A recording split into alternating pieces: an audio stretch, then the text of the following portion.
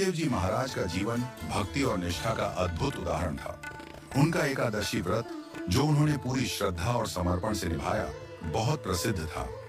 नामदेव जी का नियम था कि वह एकादशी के दिन अन्न नहीं खाते थे। शास्त्रों के अनुसार एकादशी का व्रत विशेष रूप से उपवासी रहने का होता है और नामदेव जी इस नियम का पालन पूरी निष्ठा से करते थे। उनका एक और नियम था कि जो भी व्यक्ति उनके पास आता, उसे भी एकादशी का पालन करने के लिए प्रेरित करते।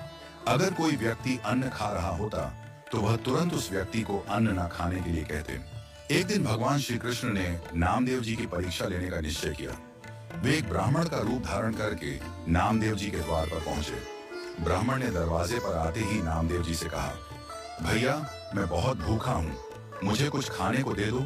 कई दिन से भूखा हूँ, प्राण निकल रहे हैं, कृपया मुझे कुछ अन्न दे दो। नामदेव जी ने देखा कि यह ब्राह्मण बहुत दुखी और भूखा लग रहा है, लेकिन उन्हें एकादशी के दिन अन्न ना खाने का नियम का पालन भी करवाना था। वह बोले, भगवान क्षमा करना, आज एकादशी है। आप केले खा सकते हो, दूध पी सकते हो, लेकिन अन्न नहीं खा सकते। एकादशी का पालन करना ही सर्वोत्तम है। ब्राह्मण ने उनसे आग्रह किया, भैया, मेरे प्राण निकल रहे हैं, मुझे अन्न चाहिए, वरना मैं मर जाऊंगा।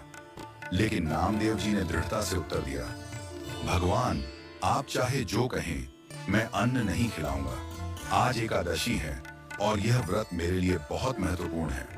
आप जो कहें, मैं अन्न नहीं दे सकता। ब्राह्मण ने और भी दया की गुहार लगाई, अरे भाई, मेरे प्राण निकल रहे हैं, मुझे बचाओ, मुझे अन्न दो। लेकिन नामदेव जी ने कहा, आपका जीवन अगर अन्न से जुड़ा है तो मेरे लिए एकादशी का व्रत ज्यादा महत्वपूर्ण है। आज तो अन्न नहीं मिलेगा, चाहे तो प्राण चले जाएं, पर एकादशी का उल्लंघन नहीं होगा।